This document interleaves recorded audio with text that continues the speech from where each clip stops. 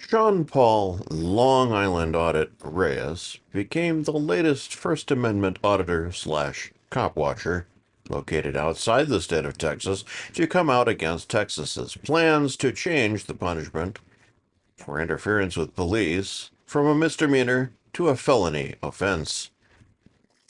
Reyes, speaking to several thousand of his assembled fans, took issue with the law as he said it would punish cop watchers and First Amendment auditors for recording the police. Inexplicably, he then played video from the debate in the Texas House that showed officials stating that the law would not impact the right to film police, other than to move the auditors further away from the scene. As previously reported, Texas House Bill 3565 seeks to change the penalty for interference with official duties from a Class B misdemeanor with a maximum penalty of 180 days in jail and a $2,000 fine to a state jail felony with a maximum penalty of 2 years in jail and a $10,000 fine. While still stuck in committee after passing the state Senate, the bill has not moved forward since the start of the month, despite the bleak outlook presented by the out-of-state auditors such as Kevin the Angry Vet Soper and Reyes. The bill is in response to the increasing activities of Fort Worth area auditors such as Manuel Mata, Harvey Freebird, BZ Watchdog, and Carolina in Fort Worth, who are increasingly defying the current law as the punishment for violating the law is outweighed by the profit made from their videos featuring the arrests. While Reyes attacked the idea that the First Amendment auditors and cop watchers were profiting from the breaking the law, the actions of the auditors seem to show otherwise. Carolina in Fort Worth, for example, made headlines when she blundered into an active crime scene last summer and was injured while being arrested for refusing to leave the scene. Footage from the arrest made Carolina a substantial amount of money on YouTube, while the auditor has been arrested multiple times while on probation from her conviction stemming from the incident, with each arrest bringing in more revenue from the widely circulated videos posted to YouTube. Reyes even mentioned his own multiple federal lawsuits seeking damages from the police as evidence of his purity in wanting to expose the truth by filming police.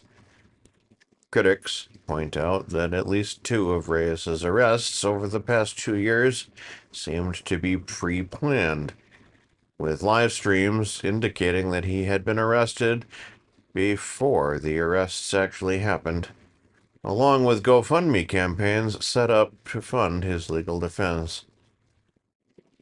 The YouTuber has taken in over $100,000 over the past 2 years in various crowdsourcing campaigns, and owns what has become the second largest First Amendment auditing channels by subscriber count on YouTube. Reyes has also faced criticism as he's sought to show depositions of police officers from the various lawsuits to highlight what he claims to be corruption within police forces across America. After a case he brought against police in Illinois was dismissed earlier this year, Reyes weaponized the depositions he recorded in the case to attack the police officers involved in the lawsuit. He was ordered to remove the videos by the judge in that case, and is currently appealing both the takedown order and the case dismissal. In his lawsuit against the city of New York, Judge Jessica G.L. Clark agreed to hold a hearing over the dispute over Reyes's plans to show the depositions of police involved in the lawsuit on his YouTube channel. Both cases cited Reyes's monetization of the videos from the lawsuits as factors in opposing the airing of the depositions.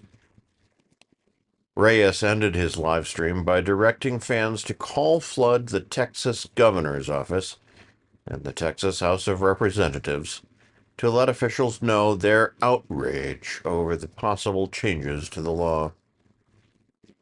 Thursday's broadcast brought in $5 in new donations to his Support the Fight Against Tyranny and Corruption campaign for the day.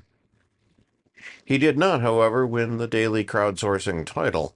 Clash with Bao returned to the top slot with $114 in new donations, followed by Lane Myers' Give, Send, Go crowdsourcing campaign, receiving $25 in new donations. Clash with Bao has now taken in $6,600 in donations for the year, continuing his record run. This is a developing news story.